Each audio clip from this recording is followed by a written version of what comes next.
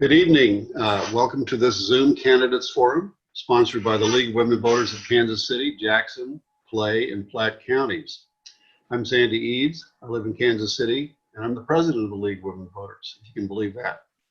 The League and the Right for Women to Vote are celebrating our first 100 years in 2020. And I'm pleased to say that both are still very relevant and important as we embark on our next 100 years. The League of Women Voters are organized at the local, state, and national levels, and our membership is open to all people of voting age, including men since 1974. There are over 700 member leagues representing 500,000 members and active supporters, serving millions of voters in every election cycle. We're a nonpartisan organization, and we do not endorse candidates. We're issue-oriented, and after careful study of an issue and when consensus of our members on the issue is reached, we advocate for these positions at all levels of government. The League is well known for voter services activities like this, taking part in voter registration, as well as candidate debates, while bringing focus to the issues. Our popular site, vote411.org, will give you information about your particular ballot, candidates, ballot issues, and more. We're going to go high-tech this year, and we're live streaming this Zoom webinar on Facebook. Thank you for joining us, and thanks to the candidates for being responsive to voters. Our thanks tonight to League member Elizabeth Darr for moderating tonight's forum. We also want to thank members of the League's Forums Committee for planning and organizing this event. Because of the nonpartisan nature of our forums, campaign literature cannot be displayed in any way until the conclusion of the event. This is what we do at our live events. We welcome and appreciate the participation of these candidates. To minimize distractions, we'll turn off audio and video so we can concentrate on our District 22 House candidates. Our timekeeper and committee chair is Anitra Steele. If you hear a tiny bell ringing, it means the candidate has gone over his 90 seconds and he may be muted. The idea is to answer as many questions as we can get to. So now I'm going to turn it over to Elizabeth Darr. Elizabeth? Thank you so much, Sandy. I'm just turning off my phone so that won't interrupt us. Welcome to Bryce and to Kevin. We have 5 candidates who were invited to participate tonight, and we're delighted to have the 2 of you with us.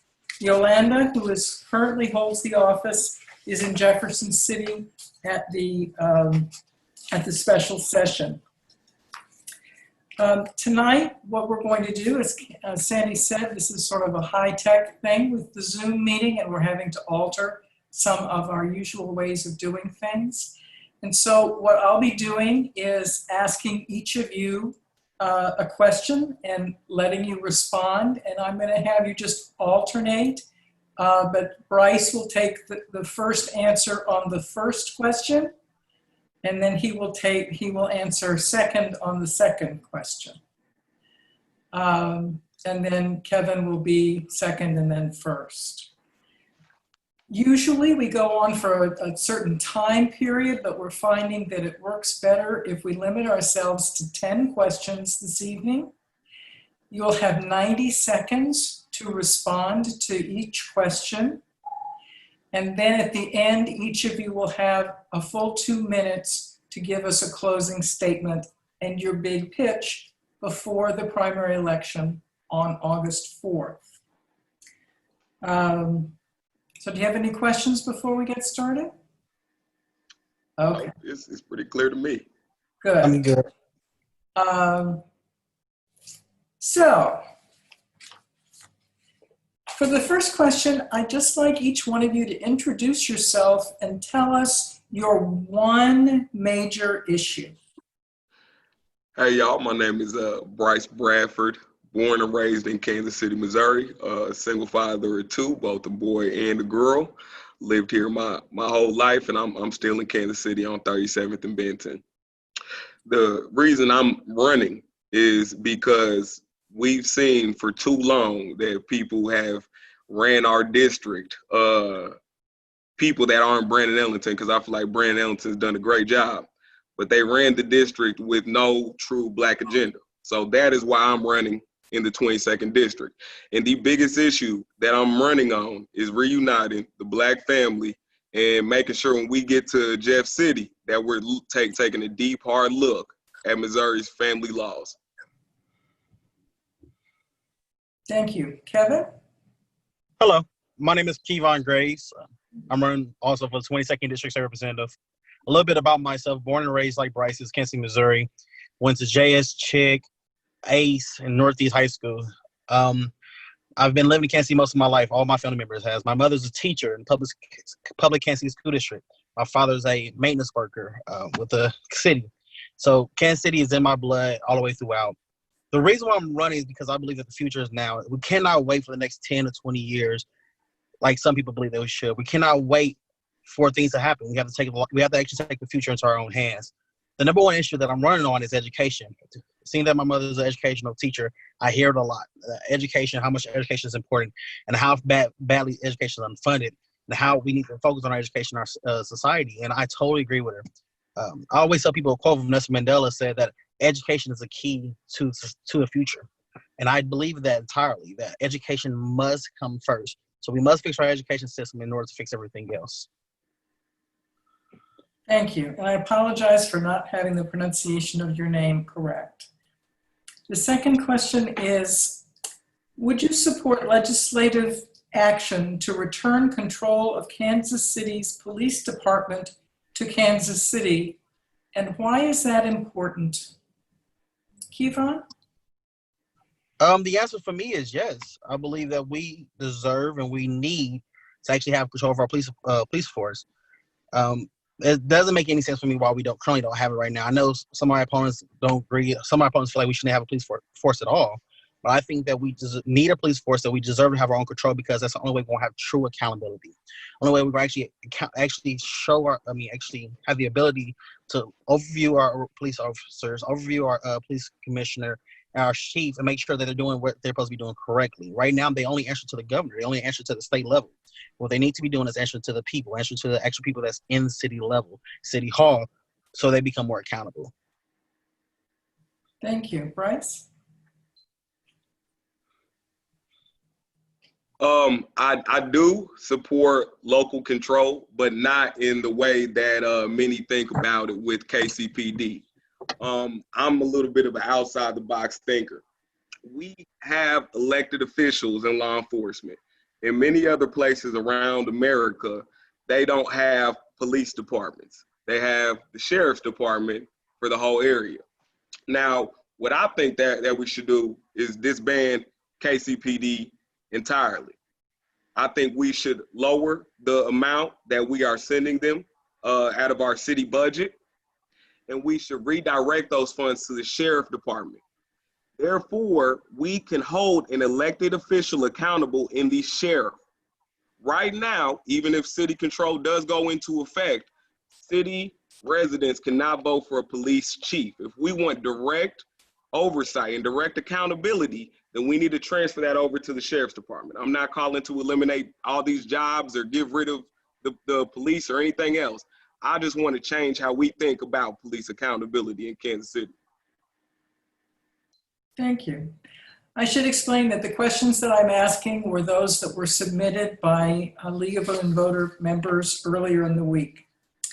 The third question is, voting during a pandemic presents unique challenges. Do you support or oppose modernizing voting access through mail-in ballots, same-day registration, early voting, no excuse absentee voting, all measures safely and successfully employed in Colorado, Oregon, Washington, Ohio, and other states? Bryce? Short answer, yes. Long answer, I believe that voter registration needs to go hand in hand at the DMV when kids are going in to get a learner's permit. It starts right there. You get put into the database, and by the time you're 18, you are automatically registered to vote as long as you are still living and still in the state of Missouri. I know that's a far out way to think about things, but we're trying to get high tech with voter ID and other ways to suppress the vote. So why can't we get high tech with ways to make sure that we turn out the vote? Thank you. Kiva? Yes, I do support that. I do agree. The only thing I will say is that one thing I honestly will say is that I believe that voting is an actual right, not a privilege. I believe that as an American citizen, you have the right to exercise your voice. We like to call ourselves a democracy, the republic. But as a republic, we deserve to know who represents us. We deserve to vote. I don't care if you are the richest man in Kansas City or you are a man that catches the bus every day to work. You deserve to vote no matter who you are, no matter what you are, no matter who color you is. You deserve every opportunity, even if that means you register on the exact same day as the election. You deserve the exact same opportunity as everyone else to exercise your voice, determine what goes on in your community, and vote whoever you believe in. So yes, I agree with it. Thank you. In our upcoming vote on August 4th, we will be voting on Medicaid expansion with Amendment 2. Are you in support of expanding Medicaid? And if so, how can Missouri pay for it during this time of reduced tax income? And we'll start with Kiva. I am for Medicaid expansion, but I will say this, is that I believe that right now what we need to do is make things more of a private sector. I know that's not more of a Democratic idea, it's more of a Republican idea, but I consider myself almost an independent. I think that right now we need to make sure that it's not just Medicaid as expansion. We need to make sure that it's Medicare for all. Make sure that anyone that deserves or needs to go to the hospital doesn't have to worry about costs. I mean, that's something that we need to focus on right now. When we're talking about the economy is going to bounce back eventually. Like it is. To the point right now that it doesn't seem like it is, or we don't know when it's going to end. But right now we have to look out what's best for the citizens. So right now, I do approve of the legislation. I am going to vote yes for it. But I think right now Medicare for all is better than expanded Medicaid. Thank you. Bryce? I somewhat agree with Kevon on that, and then I somewhat disagree with him. And let me start off first by answering your question. I do believe that we as a state should expand Medicaid. And then let me answer the second part of your question, which is how can we pay for it? That's a question asked a lot by both Democrats, Republicans, and independents when it comes to things that I believe are human rights. Is how can we pay for it? We don't ask how we're going to pay, to keep Ford in that $190 million out there in Eastern Missouri. We don't ask how we're going to keep paying for all these tax breaks for these big corporations to make sure we can keep jobs in Missouri. We don't ask that type of stuff. But in things like Medicaid and reparations and all these in education, like Kevon standing for it, we ask, how can we pay for it? And that's something I really kind of want to knock down. Now, let me address Kevon before my time runs out. I feel like it goes against everything you say. If you believe Medicare for all and healthcare is a human right, then the private sector should play no role in that, period. So, but I'm gonna mute myself. But that's my answer. Thank you. May I respond to that before we continue? Sure. Okay. The reason why I said the private sector should be involved for the simple fact is that I know that everyone do not want the government offered healthcare, as we've seen with the Affordable Care Act. Some people want their own private sector. Some people want their own private sector health insurance. So the reason why I say that it should be privatized, and also Medicaid for all, is that the Medicaid for all is pretty much a safety net. Is that for people that do not have their own Medicaid, or people that do not want their own private insurance, have insurance. However, we should make sure that the people are allowed themselves to actually buy their own insurance if they want their own insurance. That's all I'm saying. Okay, thanks for the clarification. Recently, there were new restrictions on abortion which went into effect in Missouri. What parts of current Missouri abortion laws would you change or support, and why? And we'll start with Bryce. Let me start off by saying I believe in personal freedoms and personal liberties, even if there are moral differences between you and I. I am personally not a huge fan of abortion, but that doesn't matter. First of all, because it's a personal liberty for a woman to have an abortion, and that has zero say on what I say about it. And second of all, because it is that person's individual choice and they cannot be hindered by mine. So here's what I want to do when I get to Jeff City. I want to support every single piece of legislation that is on the table to make sure that women have full access to abortion. Full, not full access to abortion if a woman is in life-threatening circumstance, not full access to abortion if a woman has been sexually assaulted or whatever, full access regardless, because that is a personal liberty and a freedom. Thank you. Kevon? How can I say this? I am pro-choice, but I'm also pro-life. Let me explain. I believe, like Bryce does, is that the woman has the right to choose what to do with their body. I believe that a woman has to decide that it cannot be from another man or another woman. It has to be from that individual. However, I will say this, is that we must protect life at a certain endpoint in life. I'm not saying if a woman wants to get an abortion up to 2 weeks, that's fine. I mean, 2 months, that's fine. Or whenever she wants to get an abortion. But it must be a cutoff point when it comes to abortion, because at a certain point of time, it will be considered a life. So we have to take that in consideration when we're looking at legislation when it comes to abortion. Thank you. What is your position on raising the fuel tax to fund badly needed road and bridge repairs and replacements? If not fuel taxes, what funding methods do you propose? And we'll start with Kevon. So with the fuel tax, I actually do not support it. I think there's multiple other ways we can get the revenue. Number one is, I know it's not a popular idea in Missouri, but making sure the top percent pays more taxes. Another second way to pay for it is actually legalize marijuana. If you look at the state of Colorado, they're able to pay for their education system, number one, and number two, actually pay for some of their infrastructure just through actually by legalizing marijuana. So that alone can actually help fund when it comes to our infrastructure situation. Another way we can pay for it is by, is by creating a system where we actually giving tax credits to small business owners that actually want to hire more people, so which means we have more taxes and more revenue within our budget in order to, when it comes to infrastructure. These are 3 ways I believe that we can do it. Thank you. Bryce? Okay, there are a few things I want to touch on there, and thank you, Kevon, for bringing up the marijuana legalization thing so I can finally discuss that quickly. So I'm gonna answer your question quick. No, I do not believe in increasing the fuel tax. I believe in tollways. It's the same thing on I-70 through the Kansas side. It works over there, so let's bring it over here. I do not believe in a fuel tax increase, because for folks in inner city Kansas City and inner city St. Louis, they're not driving to the Boot Hill every single day. So let's just make that equitable for them. Now, with Kevon, what he's saying is that we should legalize marijuana and send those tax revenues to infrastructure. I also want to fully legalize recreational marijuana, giving first dibs on licenses for recreational distribution and sales to Black people, since we have been negatively impacted the most. And I want to send those revenues that we get off of those legal marijuana sales to state reparations. Now I'm gonna mute myself.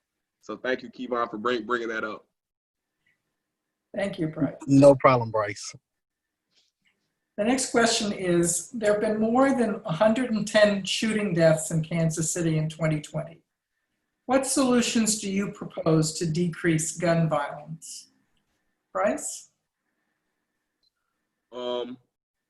I'm gonna say something that's probably not that popular within these group of people, but I know Kevon and I, maybe we can agree on this. I haven't spoke to him about this.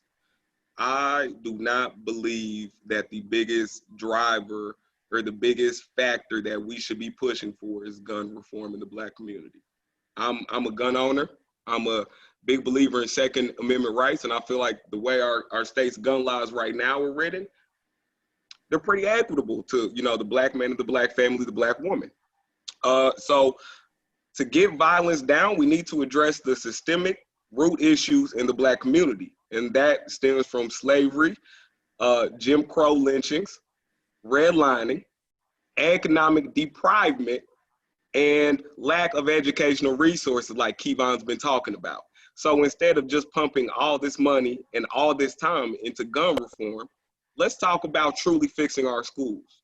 Instead of talking all this time about gun reform, let's talk about giving Black people reparations so they can start their own big businesses and start wealth within their communities.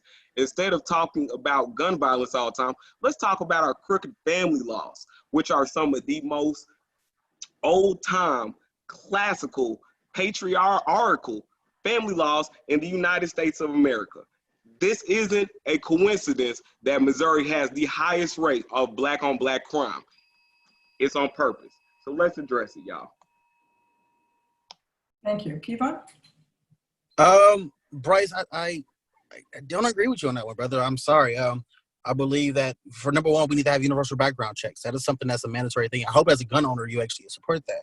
A universal background check is to make sure that anyone that is mentally ill or mentally unstable cannot have a gun. Someone that is domestic violence abuser, someone that has committed domestic violence, do not have a gun. We also must make sure that when it comes to gun safety laws, that just like we do almost any other program, these people take training. These people go through training and go through all these requirements in order to get a gun. Like right now, I was talking to a gun owner and they said it's easier right now to get a gun than it is to register to vote. That should be the opposite. It should be harder to register and have a gun in your hand than it is to vote. But when it comes to the education part, Price, we do agree on that. I believe that education must come. We must focus on education. Get these kids young on actually getting them active so they won't be in the streets, so they won't have violence, so they actually have opportunities and things go out. That actually goes with my education play of making sure that our education system is improving, is better, to make sure the kids have opportunities to not be in the streets, actually have things to do. It also goes into the job program that I want to do to make sure that people are not just out here living a hard life, so they have to go to resort to crime, but they're able to actually find a good, hardworking job. If they want to own a gun, find their own gun, but they have to go through training, have to go through universal background checks. This is the first step we must take in order to decriminalize, to lower the gun violence. Thank you. Do you support the Missouri legislation? Do you support the Missouri legislature overruling statewide votes like Clean Missouri and puppy mills, etc.? Please explain what you would do to prevent that in the future. Kevon? Can you repeat the question one more time? My connection was kind of going in and out. That's okay. Actually, I'm going to rephrase it. As citizens of Missouri, we have had statewide votes about several issues, most notably the puppy mill issue several years ago and the Clean Missouri issue just a couple of years ago, both of which the state legislature has taken great efforts to overturn. Do you support those actions on the part of the legislature? And if not, what would you do to prevent that? I don't support the action of the legislature. I think when we have a referendum and the people of the state decides on a certain law, that should be the law of the land.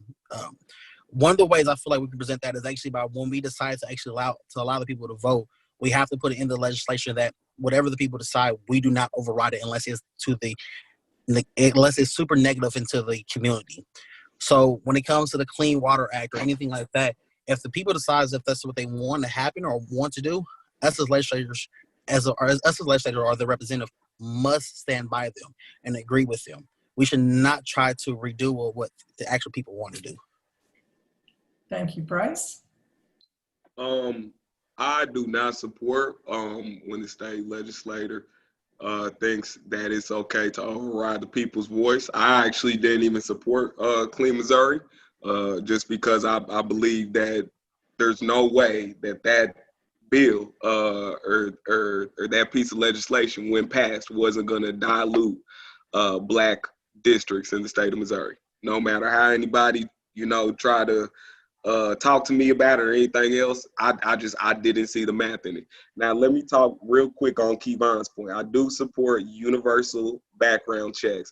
And the only way that I believe that gun licenses should be a thing in the state of Missouri is if they're free and if they're plentiful in every part of our state, from the inner city to the rural parts to the suburban parts. Because right now, the only way you get a CCW is to go to Lee Summit and pay a whole bunch of money.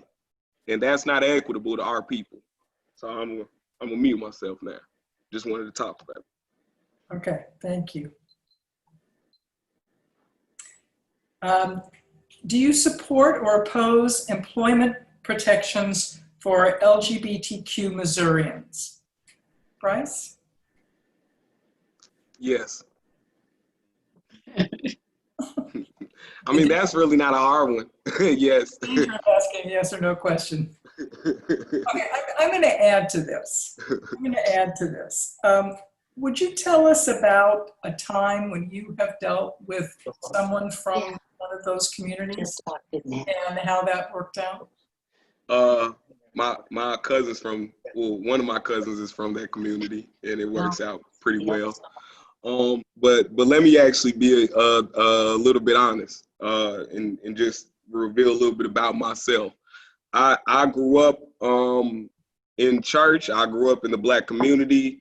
I grew up in an environment that wasn't really accepting of the LGBTQ community, and it took a lot of interactions and experiences with that community for me to finally understand that not only does it not matter, but it's not my business, and it doesn't affect anything. And it's the same person, whether it's gay, straight, transgender, neither.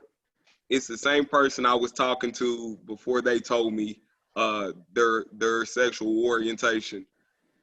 So I believe it's very important to protect this community, the same way that Kansas City rallied around the transgender woman that got beat up by KCPD out there in front of the hair store on Brush Creek Boulevard. We need to come around this community just like we come around the Black community, just like we come around the Hispanic community.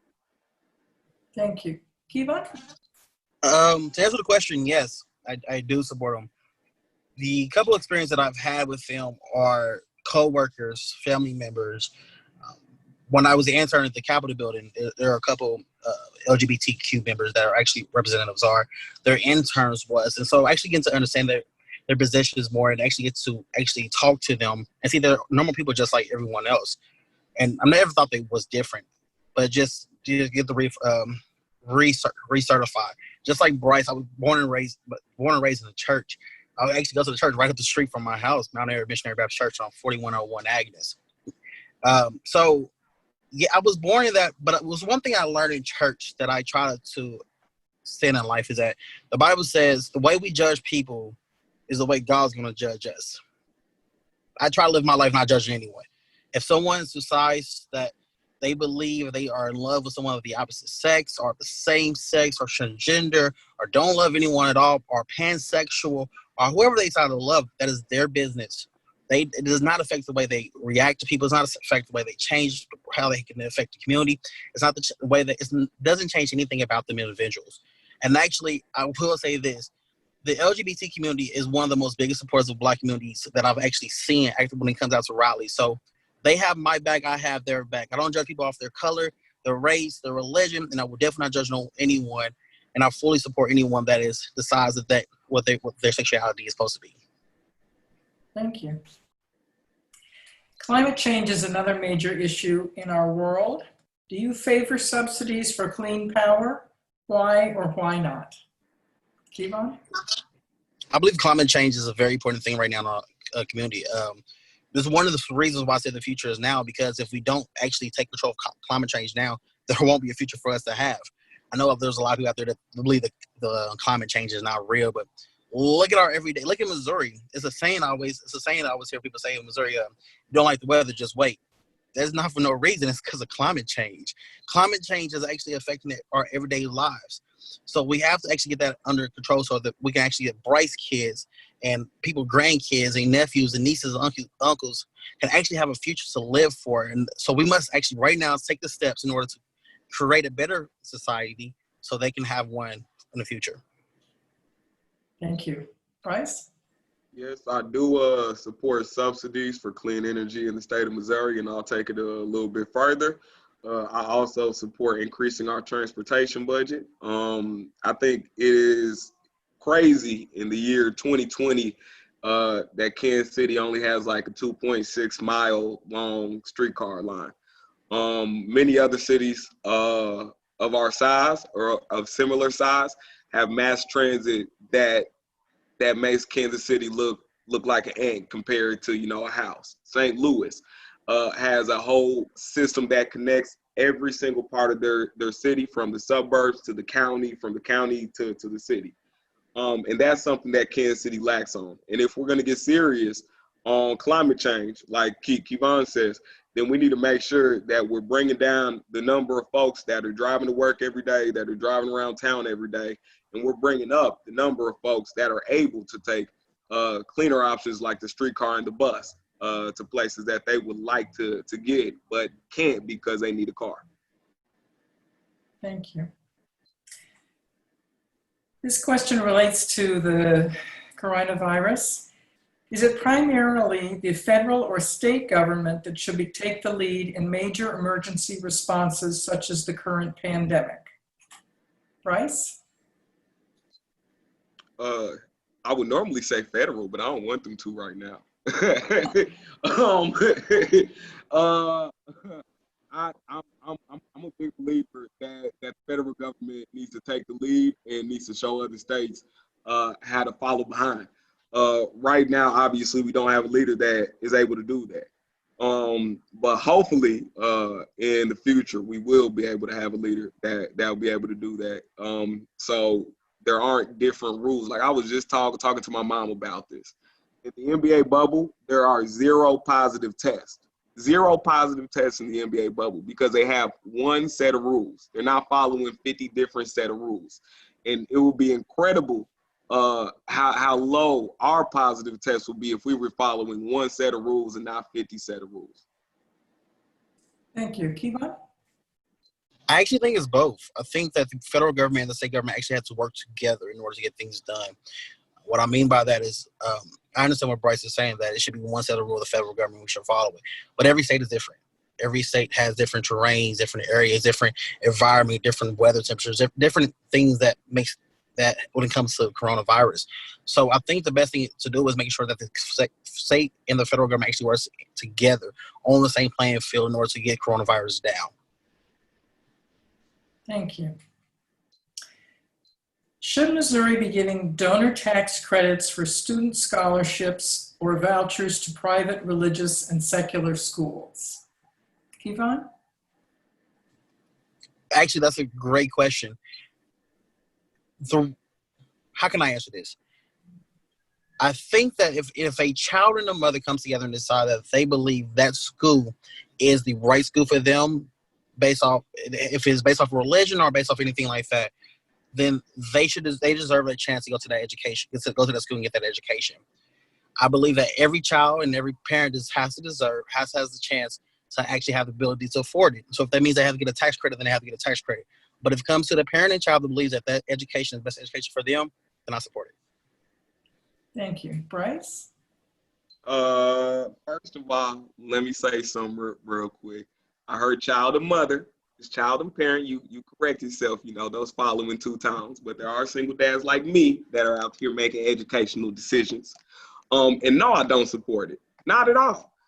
That's exactly how we have a hollowed out public education system. I feel like you can't fight for education and then let public education dollars slip out of our fingers. There's a reason why there are charter schools in Kansas City, but not Olathe.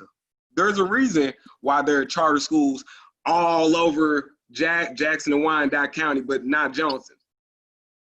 And it's not because of there's better choice and parents just send no, it's because they have great public schools that are funded and their kids have opportunities within the public school system, so they don't need to leave. Now, we don't have that. So what we need to do is properly fund our public education system, and then mothers and fathers and grandmas and aunts and whoever are making these decisions with the kids won't have to think about how bad Central is. They won't have to think if East is dangerous. We need to properly fund our city schools. And we need to make sure that it's a priority that our public schools students are getting them the money, and it's not going to private schools. Thank you. or charters. Yvonne, you want a little rebuttal there? Yeah, just a little rebuttal. Bryce, I'm so glad that you're so happy about public education funding it, because that's been my main thing. But you have to take into consideration this.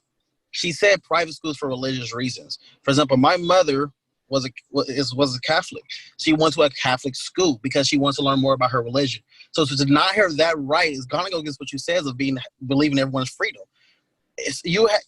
To me, that's just to me, brother, not to me. You'll have to shake your head at me like that. But I'm just saying that I believe that public education must be funded. I agree with you on that one. I believe that we must have every opportunity in public education. But if a parent, or correct myself, a parent, and a child believes that they can get a better education in a private school, why not give them that opportunity? Because it's our money. It's our money. Here's exactly why not. It's because I pay for it. And I, as an American, believe that religion should not be paid for by my tax dollar. Whether you're Muslim, Christian, whether you're going to an atheist private school, I don't care. If you want to do that, you can do that on your own dime. But right now, the way our public schools are looking, no. Everybody has a personal freedom and a personal liberty to do what they want. You can go to that private school, but my tax dollars are not going to fund it. Thank you. I think we must be driving our timekeeper crazy here. I'm going to ask you just to take a moment of reflection. Clearly, you both are very passionate, but I'd like you to tell us about a moment in your life that really brought you into your interest in politics. And Bryce, you're next. I used to say when Donald Trump got elected, that's when I got interested. But now I know that's when I started to pay attention. That's not when I got, interested. It's kind of like when you're a kid and the Chiefs game is on, you might finally be like, oh, that's the Chiefs, but it might take another few years until you know what's going on. So I would say when I had my daughter, and I was going through the custody battle for her. And I started to read state statutes. And then I started to look back at old state statutes on, it just sparked an interest with gun reform and how that got sparked off, with the Black Panthers open carrying in front of a state capitol building. And at that point, when I saw Huey P. Newton used it, and there are other fathers across America using politics to their benefit, I said, you know what? There's a lot out here in the 22nd District in Kansas City, Missouri, and Kevon, you know this too, that needs to be changed. And it's not just tires on vacant lots. It's deep systemic societal issues that are rooted in racism and are rooted in politics. And we need to get our foot in the door to make real change. Like I say, join the revolution. Thank you. Kiva? I got interested in politics actually at a very young age. I was 8 years old actually when I got interested in politics. The funny story is my grandfather, who was a teacher, once told me that politics affects everything I do in life, which I tell everybody now. Politics affects everything you do in life. Child law, education, jobs. Even if you don't care about politics care about you. My grandfather told me this at a very young age. And at that age, I started watching politics. I started watching presidential elections. I started reading the Missouri Journal. This is what I started doing. Like when kids was watching SpongeBob and Yu-Gi-Oh! And all these other great things, I was watching C-SPAN. I was watching CNN. I was watching Fox. And the reason was because I was interested in what's actually happening in my community, what's actually happening in my society, because I wanted to make sure that nothing or injustice was happening. So as I've been getting older and, like Bryce said, paying more attention, even from a young age, I know that it was something must be done. Something must happen now. So watching my family members from being doctors and lawyers, giving back to their communities, and watching my mother be a teacher, and watching people in my family join the Army or join the armed forces, period, and giving back, I knew there was something I must do. And the Army is not for me. Air Force is not for me. And I love education, but I'm not a teacher. I'm just not. That's just not my field. But something I'm good at is actually listening to people, finding out people's problems and finding solutions, That's why I really have to jump into the race. That's why I had to get involved in politics, because people's life is affected, and I feel like it's a call in my life to actually change it, to help people out. Thank you. Well, I have a confession to make. I promised you that we'd ask 10 questions this evening. That was our 13th question. In addition to being honest, I'm superstitious, so I don't want to end on 13. So the last question is, there are lots of questions we didn't get to. What's a question you wish I had asked you, and what's your answer to it? Kevon? I think a question I wish you would have asked is, what's our plans for felons and homeless and our veterans? I think my answer to it would be that, number one, we must make sure that our felons are not in jail just wasting time, wasting taxpayers' dollars, but actually are getting rehabilitated before they come out, so they actually be more helpful to society. When it comes to our veterans, making sure our veterans have employment, make sure our veterans have an opportunity to low-income housing. Same as our felons, too, to make sure when they come out of the system, they have opportunities. They're not just thrown away as castaways, so they're not re-offenders. These are questions I wish you would have asked, but it's okay. I think it's questions that we can address later on, and the questions that must be addressed when I get to the Capitol building. Thank you. Bryce? Question I wish you would have asked, I guess, is what differentiates me from everybody else in the 22nd district that's running, and why do I think, or why do I know, I guess, that I'm the right person to represent this district? And let me answer that real quick. What differentiates me is I'm running on a set of policies, an agenda approved by the community. And I am not beholden to any political entities, organizations, PACs, unions, or any of that. I'm the only candidate that has stated that I support statewide reparations for all foundational Black Americans. I am the only candidate that has promised that tax revenues from marijuana will go towards reparations. I'm the only candidate that has promised that I will draft legislation day one to make sure that Black and brown Missourians have first dibs to get these licenses, which we don't. It's 99% white that has these licenses, but if you look at the criminal justice numbers on it, it's not 99% white. We need to have first dibs. I'm the only one who has dedicated this campaign to family law reform. Those are the true issues in our district. And I promise when I get to Jeff City, I'll work on them like nobody else down there is working on them. And I will create change, not alone, but with a coalition of folks, not only here in Kansas City, but across the state. Thank you, Anitra.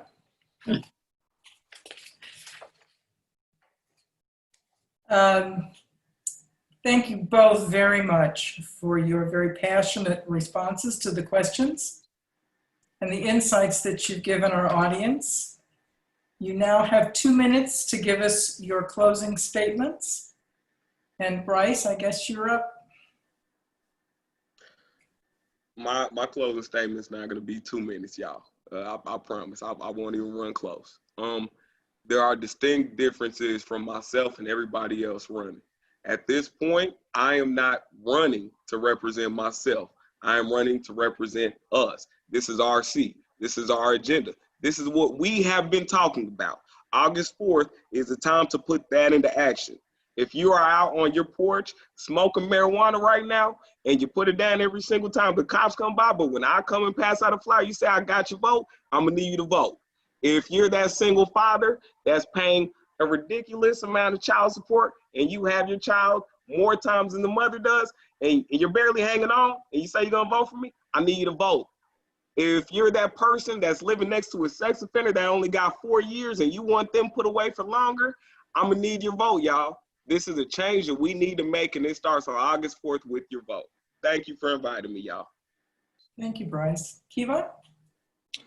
How can I end this out? By saying that my motto in life is faith, family, and duty. My faith will always determine anything I do when I get to Jeff City. If my faith determines that it is the right course of action, I will vote on it. If it's good enough for my family, I feel like it's good enough for my district. And my duty is to you, is to the 22nd district, to making sure that everyone is correct. I like how Bryce kind of said it's our district because if you look at any of my flyers, the first saying you see is our vision, our district. My education plan is not my own. It's been through talking to teachers. My job plan is not my own. It's been talking to small business owners. My reform acts is not my own. I've been talking throughout the community for the last 4 years. When I was working as an intern with Brendan Ellison or working as an intern with Representative Randy Dunn, I talked to the people. I got to understand the people, their problems, and came up with this agenda. So we actually have to look at what we can do. Let's vote for someone that actually knows how to get things done, number one. Let's vote for someone that actually can promise you things that will actually happen within the first term, within the second term, and the third term, that actually knows how to get things done, what committees to sit things through, actually knows the job they're trying to apply for. Let's make sure we put the candidate in that is looking out for you, for your family, for your loved ones, that actually wants to take the future into his hands and actually give it back to you. So make sure on August 4th, you vote Kevon Graves for state representative because the future is now and we look at it for our vision in our district. Thank you, y'all. Thank you, Kevon. Thank you, Bryce. This was a very, very interesting evening. If we were meeting live, you would now hear thunderous applause, which unfortunately we can't provide for you, but just know that in our hearts, there's thunderous applause. Not only are we broadcasting on Zoom tonight, but on our Facebook, and we found our Facebook had many, many more attendees than the Zoom meeting did. So good luck to both of you on Tuesday, and those of you out there in applause land, please remember to vote on Tuesday if you haven't already voted by mail. Sandy, would you like to conclude our evening? I would, and I'm absolutely blown away by the energy, the authenticity, and the commitment and passion of both of you. My hope is for the future is in young people, and you guys are representing very well. So thank you for showing up. This has been a very, very good forum for us. So thanks for joining us. Before the election, everybody look at your ballot. You can find it on the League's homepage at www.lwvkc.org. And for both of you, pass that around. This is good access to voting information. You can click on Vote 411 and see what's on your ballot, what the issues are, where you vote.